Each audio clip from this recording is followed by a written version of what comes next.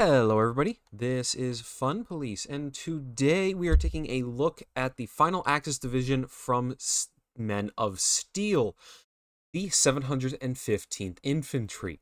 An interesting mix. It is initially a low-quality infantry division, but is reinforced with a variety of units, including elite commando Italian units, some heavy Tiger tanks, and a whole other host of things. So we have a lot to talk about, and we're going to go ahead and jump right into the Recon tab. So starting out in the Recon tab, I have two units in A, the AS-42 20mm and the Panzer II-F. These are both essentially the very similar things. They're armored vehicles with a 20mm on them, making them great for supporting infantry. The AS-42 is a lot faster and has a radio on it, giving it a little bit extra purpose, while the Panzer II is much better armored, being a little more immune to low-caliber penetration weapons, which gives it a a bit of an edge over the AS-20, depending on what exactly you're needing. Regardless, they're both essentially serving the same purpose. Then in Phase B, I have these Decima Esploratori, a Commando Recon squad. They have 8 Berettas and an explosive. These are actually pretty solid CQC units overall, and in fact, I've opted to take a card in B and the second card in C and essentially use them as my main CQC unit. And this is because I don't really have another explosive unit, which we'll talk about in the infantry tab. The other options are all kind of whatever. You have bikes and off-colars, which are standard things in most divisions. They're not great. You have this 15-point armored car, but it doesn't have any HE on its main gun, only having AP shells, which makes it overall worse than the two other vehicles you can take. And then you could also take Fusiliers if you wanted to, but I don't see much of a purpose to take them. The options I've picked, I think, are the main exciting and powerful ones. Moving on to the infantry tab, we have a lot of things to talk about here. So let's just go over what I've chosen and why. So starting out, I have my basic pioneers. I chose the ones with an explosive on them, so they can maybe fight in CQC and kind of drag a unit down if they get ambushed. We also have the Luftwaffejäger, which are a Pennel unit. 15-man fanatical with a lot of SVTs and an MG34. Just a solid line infantry. Chunky, able to hold its own. It does enough damage to win at range. Just solid overall. No veterancy, but can't really complain. We also have the Pioneers from the 15th Well, which was the 15th wave of mobilization, essentially filling in a bunch of men unfit for service. Regardless, this is essentially just a regular Pioneer, but it's disheartened, and you get 8 of them per card. Solid overall. It's actually one of the only units in this tab with an explosive on them, which means that this Pioneer is quite crucial to take, in my opinion, because explosives are still really, really strong. Then in Phase A, I'm finishing things off with a card of Panzer Grenadier 41s. These are essentially Panzer Grenadiers that have slightly worse machine guns. They don't have an MG42, they have the worst MG34, but they have more models per unit. The extra men in this division makes them a bit chunkier, which is a nice thing to have because this helps to keep them fighting, and they still do retain their Panzerfaust, so they're still overall quite solid, but it is kind of a shame they don't have the double MG42. Moving into Phase B, I have a single card of the 15th Wave Grenadiers. These are essentially just disheartened Grenadiers, but they're only 20 points and they come in large numbers per card. I get 16 of them with 1 vet. This is just nice to have as sort of a filler unit. The reason I've opted to take this is because a lot of my units are otherwise upwards of 30 points, and it's nice to have a single card of cheaper 20-point infantry to kind of fill gaps in the line. They're not going to win a lot of head-on engagements against, like, stronger infantry, but backed up by leaders or by something like a Panzer Grenadier, they can hold their own, and they do contribute some amount of firepower while maintaining the front line. Then we get to the Italian side of this infantry tab, and we're starting off with the Decima, which are a commando rifle team with 7 Berettas and an MG42 alongside an AT grenade. They also sport the Commando trait, which, for those that don't know, Commandos is a really strong perk. It combines the Raider trait, which means that they have better stealth. They have the Shock trait, meaning that they take less suppression and damage when they're close to the enemy. And then you have a passive suppression resistance just at any range. So Commandos just are really strong units overall.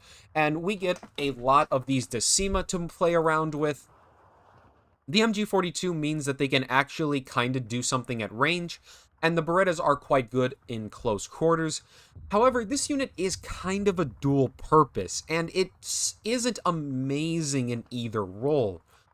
The MG42 doesn't pair very well with the Berettas for CQC combat, meaning that this unit often has to kind of pick, does it want to use its SMGs or its MG42s? And because of that, it can lose to more dedicated squads. So just be aware of that.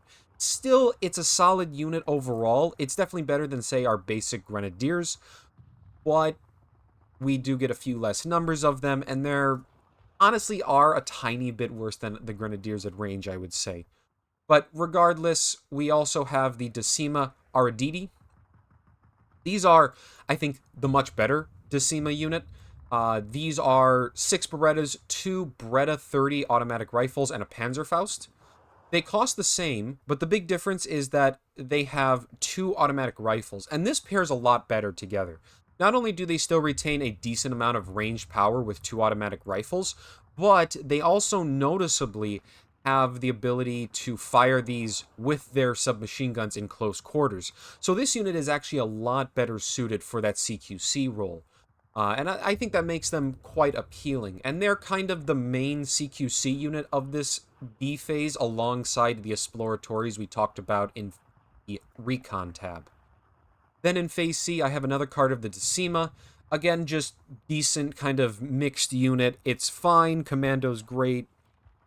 Not a lot to say. And then we round it out with a card of unvetted Panzer Grenadiers for numbers. Just gives us a good amount of units to make use of in the late game. The Decima for more CQC roles, and the Panzer Grenadiers for that ranged filling combat.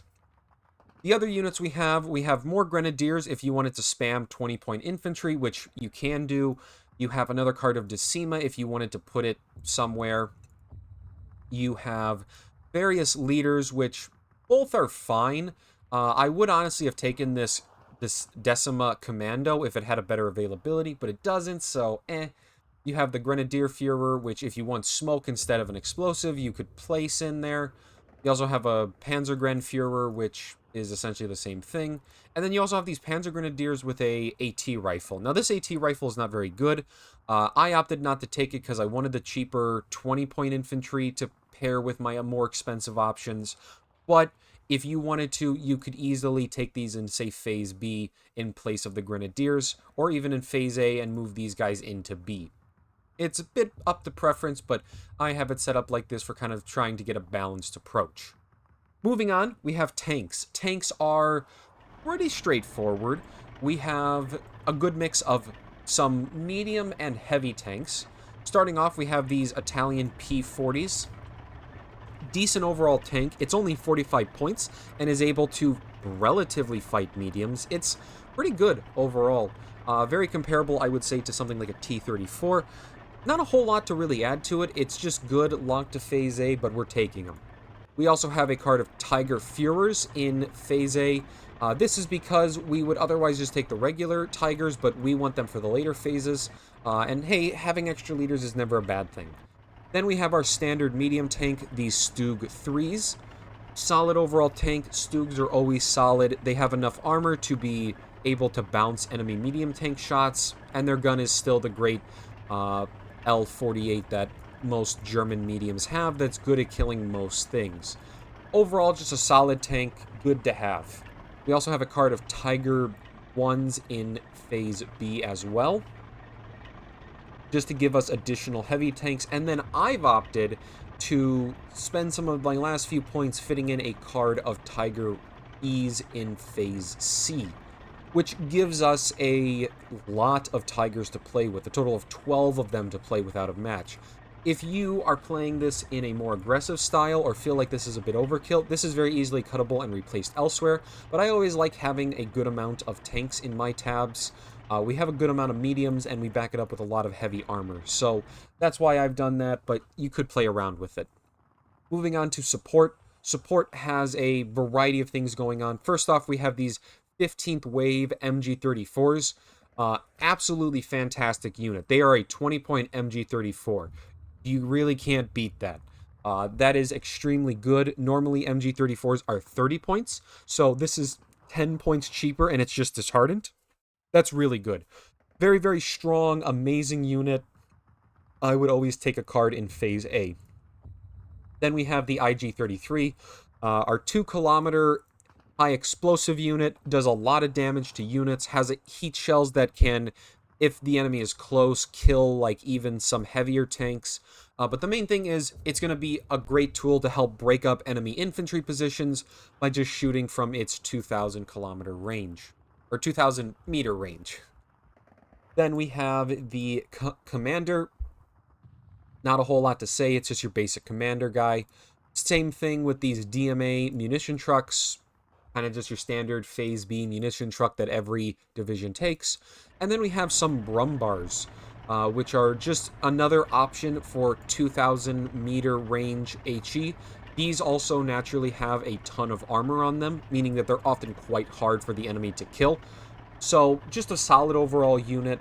Very, very highly prized in any division that has it. So you really want to take these. In terms of the other options, you have some 50mm mortars, which are fine if you like them, but I just didn't have room for them. I wanted the other more important aspects. You have another card of these MG34s if you wanted to like spam 20-point MG34s. You have this funny meme unit of the Borg Ward 4, which is an explosive vehicle. If you want to meme with this, you take them in B, and then you smoke an area and you run them into that position, because if the enemy kills it while they're next to it, it blows up, and as such, you get to like get free wipes on squad. It's a meme, but it is a funny one. So, you know, if you want to do that, more power to you. IG-18s, not really worth it. We have, I think, much better long-range infantry support with the 2 cards we already have. Same thing with these Italian infantry guns. MG42, normally really good, and you could still make an argument, but compared to a 20-point MG34, it's outclassed in this division. Not a bad choice, just 35 points is a lot. You have this other supply truck. It's just a bit slower. No reason to take it. Always go with the DMA. And then you have your other leader options, which aren't really worth it. Moving on to anti-tank, we got a good mix of stuff in this tab. Starting out, I'm taking a card of Panzerschrecks. Just good to always have Panzerschrecks. Amazing stealth, great at ambushing tanks that are a bit too risky in getting close to towns. You're able to just essentially shoot them with it, and they'll one-shot most tanks. Just solid overall. You have some Martyr 3s here. Very cost-effective tank. Only 35 points, yet it has a gun that is capable of killing even medium and some heavy tanks. But even just killing one medium with one of these is a worthwhile investment, and if they can kill multiple, that's incredible value. They're just really good overall. You have the Pack 40, which is just your basic Pack 40. Not a whole lot to say. Every time you hear me talk about the Pack 40, I'll say the same thing. If you played an Axis division, you know how good the Pack 40 is. We're taking a card in A and we're taking a card in B because they're just very solid AT guns. Then the final interesting unit, the Big Bad Elephant. Super heavily armored with a gun that is pretty much able to kill anything. The Elephant is a super heavy unit and is able to brawl with even the might of stuff like an IS-2 or King Tiger. The Elephant has the one downside of being ungodly expensive, requiring pretty much 2 ticks of income to buy one of them. Not easy to afford. We're taking 2 of them in Phase B just so we have more than one of them to use, but any more and it really becomes like not feasible for a 1v1 deck to afford them. The options we're not taking these 47 millimeters because they come in B only. If they came in phase A, I would be strongly considered, but they kind of lose their purpose later in the game, so we don't need them. These Pack 38s, if I had additional room, I would take them. Notably, if I would say cut the Phase C Tiger, as I talked about before, the Pack 38s are very high on the list. They're solid anti-tank guns, able to deal with medium tanks decently well, just overall decently solid, and they're cheap and come in a fast transport of the Kubel wagon. I just kind of ran out of room. And then another card of elephants. We don't need this for 1v1. However, for team games, you could maybe put a phase C card of them so you have a ton to bury people under. Kind of up to you. Moving on to anti-air, we have really basic tab. Starting off in the A phase, we have two of these self-propelled Flakverlings. Solid overall unit. Flakverlings are good at suppressing units and dealing a good amount of damage. Being self-propelled means they can get out of bad situations and avoid artillery attacks. Just a solid unit overall. You also have the Flak 36 in Phase B, another solid anti-air piece. It's your standard 37 or 40 millimeter anti-air piece that a lot of divisions have. Not a whole lot to say about it, but it's serviceable. The only other thing we have in this tab is the flak is a 20 millimeter flak, a sole version of it. Not very good. It's not worth the 3 points here, and the other two are superior to it. The only reason you take this is if you wanted numbers, but I don't understand why you would do that. It's just not very good. Moving on to the artillery tab, we have a lot of unique artillery pieces here that you don't see meshed together a lot. But I've ended up with a relatively basic tab. Regardless, I've started with the 81 millimeter mortars. Can't go wrong with these. Just 80, these are always like, if you don't know what to take in phase A, go with some 80 millimeter mortars. They're just very solid. We also have our artillery leaders. Not only do these give us additional leaders for Phase B, but artillery leaders, for those that don't know, got buffed massively in the Men of Steel DLC. The biggest thing is that they give radio to units that don't have it, and then they also give they practically raise a unit's accuracy by 25%, and artillery units accuracy by 25%, I should clarify. Notably howitzers, so it makes howitzers far more effective. Then in Phase B, we have also these 122 millimeters. These are Russian guns. I believe it's called the A19 or the A22, or yeah, the A19 right here. But just a solid overall artillery piece. Relatively accurate. It doesn't have the highest rate of fire out there, but it's got smoke. It even has a couple AP shells. So like if a tank like dies behind the line, it can shoot at it. Although that's not really a purpose, and you shouldn't be trying to do that. But the main thing is just it's a solid overall artillery piece, and you got good availability in B. Then in Phase C, I'm taking a bit of a fun unit, and that is this very heavy 220 millimeter artillery piece. Low rate of fire, low ammunition, and it's not exactly the most accurate thing, but I'm loading it with a munition truck, and if we stick it around our leader, the big boom can be pretty effective. So that's why I'm taking that. Essentially, these 122 millimeters are for counter battery, and being precise, these are for nuking like towns and whatnot under, a barrage of one or two of them, and that can be quite fun. The other units we have, artillery observers, kind of whatever, don't want them. Extra mortars if you wanted to spam mortars. You have these Italian guns. Of these, I would say this 105 is the superior option.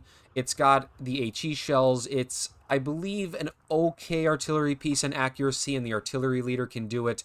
But I like the Russian captured artillery piece because it's just got a bigger boom to it. It has smoke, and it's similarly quite accurate. So I just don't really prefer this, but you do get more of them, so could be a real option.